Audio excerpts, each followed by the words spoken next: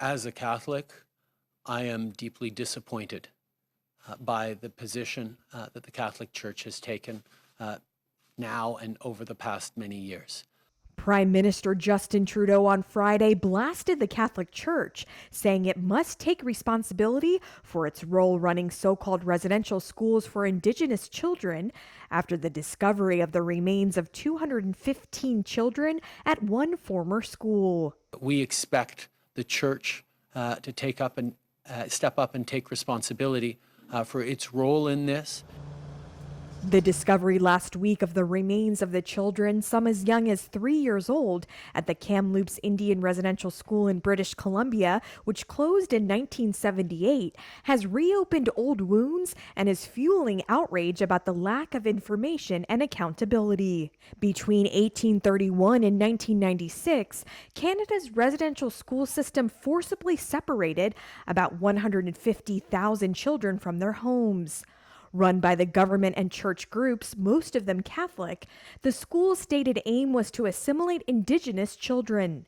Many were subjected to abuse, rape, and malnutrition in what a commission in 2015 tasked with investigating the system called cultural genocide. After a 6-year investigation and years later, more than 4,100 children were identified to have died while attending the schools. On Friday, the Tk'emlúps-Tisquapum First Nation, who first announced the recent discovery and whose land the Kamloops school still stands, said they wanted a public apology from the Catholic Church.